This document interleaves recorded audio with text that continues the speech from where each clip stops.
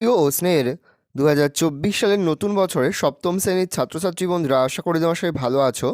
আজ আমরা যে বিষয়টি নিয়ে আলোচনা করব সপ্তম শ্রেণীর ফার্স্ট সামেটিভ অর্থাৎ প্রথম পর্যায়ক্রমিক মূল্যায়নের বাংলার কোশ্চেন পেপার নিয়ে। দেখো সরাসরি স্ক্রিনে কিন্তু আমরা সপ্তম শ্রেণীর ফার্স্ট সামেটিভ অর্থাৎ প্রথম পর্যায়ক্রমিক মূল্যায়নের বাংলার কোশ্চেন পেপারটা দেখতে পাচ্ছ। ফুল মার্কস তোমাদের রয়েছে 15 আর সময় তোমাদের রয়েছে 30 মিনিট।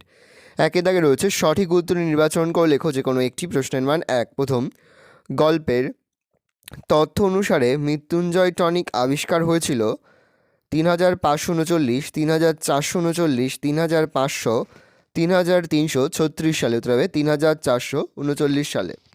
পরের প্রশ্ন, অবজারভেটরি এর বাংলা প্রতিশব্দ পরীক্ষাগার, গবেষণাগার, নিরীক্ষণাগার কোনটি নয়? উত্তর হবে নিরীক্ষণাগার। তাহলে অবজারভেটরি এর বাংলা প্রতিশব্দ হলো নিরীক্ষণাগার।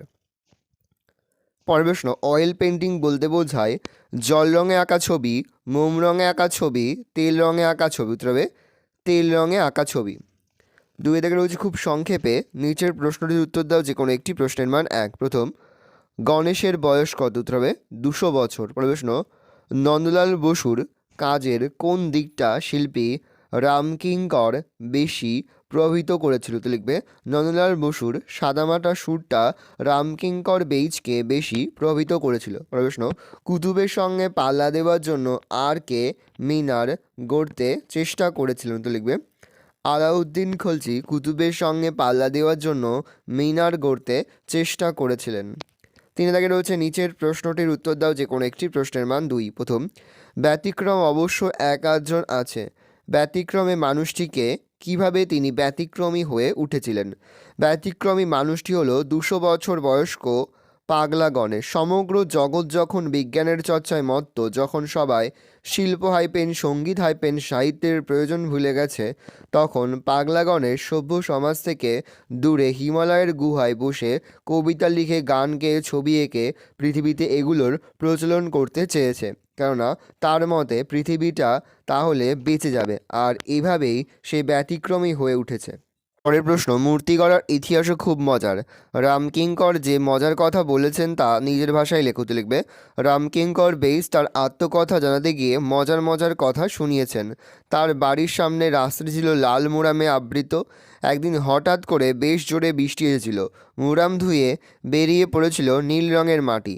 এই দৃশ্য দেখে অবাক রামকিঙ্কর কিছুটা মাটি তুলে নিয়ে কোনোরকম পুতুল তৈরি করেছিলেন।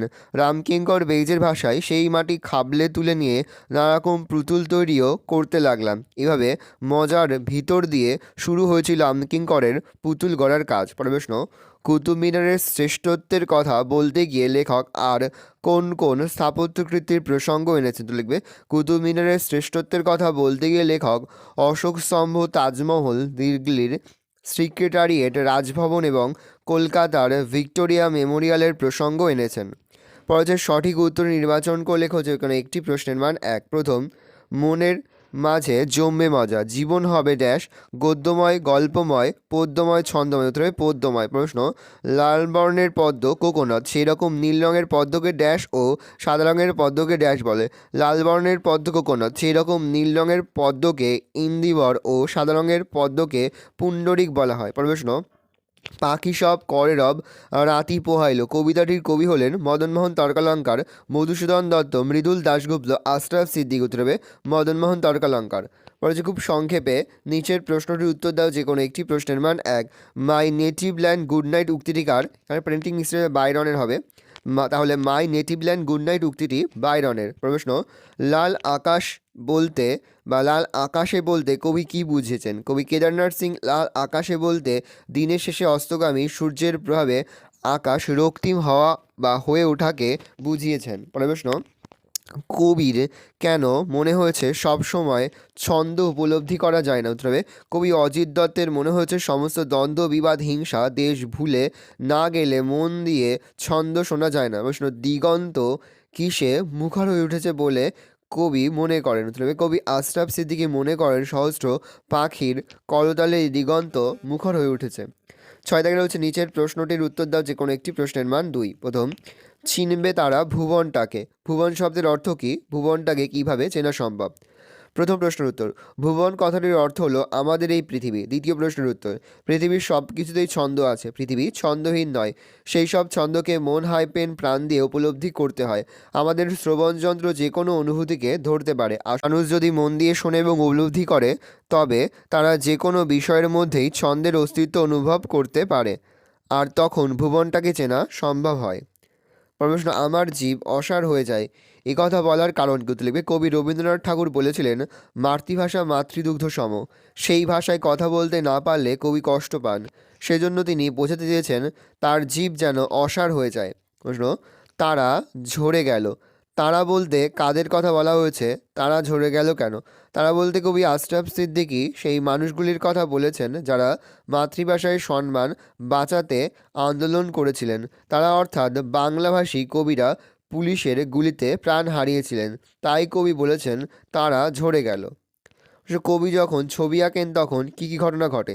কবি যখন ছবি আঁকেন তখন তিনটি শালিক ঝগড়া থামায়, চড়ুই পাখি অবাক হয়ে তাকায়, মাছরাঙা মাছ ভুলে তার নীল রঙটি ধার দিতে চায়, প্রজাপতির ঝাঁক ছবিতে থাকতে চায়, গর্ত থেকে ইঁদুরও পিটপিটে চোখে তাকায়, রং তুলিরাও মেজায় খুশি হয়।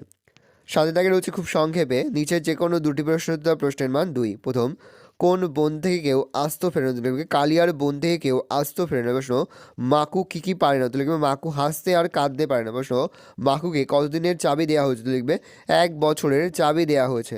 8 থাকে রয়েছে নিচের বিকল্পগুলির মধ্যে সঠিক বিকল্পটি বেছে নাও। প্রশ্নের মান 1 করে 1 × 3 = 3। হরতাল শব্দটি কোন শ্রেণীর? গুজরাট, তামিল, ফার্সি, ওলন্দাজ। গুজরাট, উত্তর হবে গুজরাট। প্রশ্ন, কোনটি খাঁটি দেশি শব্দ? ভাত, বাখারি, ফরাসি, ওলন্দাজ। উত্তর হবে বাখারি। প্রশ্ন, নিচের কোনটি গ্রিক শব্দ? পুঁথি, দাম, তিল, পিলে। উত্তর হবে দাম। 9 দাগে রয়েছে নিচের প্রশ্নটির উত্তর দাও। প্রশ্নের মান 1 করে 1 × 2 = 2। প্রথম, অর্ধতৎসম শব্দ কাকে বলে? উদাহরণ দেন। যে সকল তৎসম শব্দ কিছুটা বিকৃতভাবে পরিবর্তিত হয়ে বাংলাতে এসেছে সেই সকল শব্দগুলিকে অর্ধতৎসম বা ভগ্নতৎসম শব্দ বলে। যেমন তৃষ্ণা থেকে চেষ্টা, ক্ষুধা থেকে খিদে, প্রাণ থেকে পরাণ। তদ্ভব শব্দ কাকে বলে? এর উদাহরণ দাও। তৎ মানে সংস্কৃত, ভব জাত বা উৎপত্তি। যে সকল শব্দ সংস্কৃত থেকে বিভিন্ন ভাষার মধ্য দিয়ে বাংলাতে এসেছে সেগুলিকে তদ্ভব শব্দ বলে। যেমন চক্র থেকে চক্র থেকে চাকা, ধর্ম থেকে ধম্ম থেকে ধাম, আদ্য থেকে অজ্য থেকে আজ। ভালো করে দেখে নাও, এই রয়েছে টোটাল তোমাদের ফার্স্ট সামেটিভ অর্থাৎ প্রথম পর্যায়ক্রমিক মূল্যায়নের সপ্তম শ্রেণীর বাংলার কোশ্চেন পেপার। ভালো তোমরা কোশ্চেন পেপারটা দেখে নাও, এই ধরনের কোশ্চেন প্যাটার্নই কিন্তু প্রতিটি স্কুলে তোমাদের কিন্তু ফার্স্ট সামেটিভ অর্থাৎ প্রথম পর্যায়ক্রমিক মূল্যায়নের প্রশ্নপত্র হবে। সেহেতু ভালো করে তোমরা কোশ্চেন পেপারটা দেখে নাও। আশা করি ভিডিওটা ভালো লেগেছে। ভিডিওটা ভালো লাগলে ভিডিওকে লাইক করতে কিন্তু ভুলবে না। আর আমার চ্যানেল নতুন হওয়া লাল কালার সাবস্ক্রাইব প্রেস করে পাশে বেল আইকন প্রেস করো, যখন নতুন কোনো ভিডিও আপলোড করি সবার ফার্স্ট নোটিফিকেশন তোমরা পেয়ে যাও। আর এই ভিডিওটি তোমার বন্ধু বান্ধবী আত্মীয় স্বজন সবার মধ্যে কিন্তু অনেক অনেক শেয়ার করে দাও যারা এবছর সপ্তম শ্রেণীতে পড়ছে। আমরা কিন্তু ইতিমধ্যে সপ্তম শ্রেণীর প্রতি বিষয়ে সিলেবাস, প্রশ্নকার এবং নমুনা প্রশ্নপত্র কিন্তু আপলোড করে দিয়েছি। তোমরা যদি এখনও পর্যন্ত সেই ভিডিওগুলো না দেখে থাকো, ভিডিওগুলো কিন্তু তাড়াতাড়ি দেখে নাও। একেবারে ভিডিও শেষে স্ক্রিনে তোমরা একটা প্লেলিস্ট দেখতে পারবে, তার উপরে ক্লিক করলেই সমস্ত ভিডিওগুলোই কিন্তু তোমরা পর পর দেখে নিতে পারবে।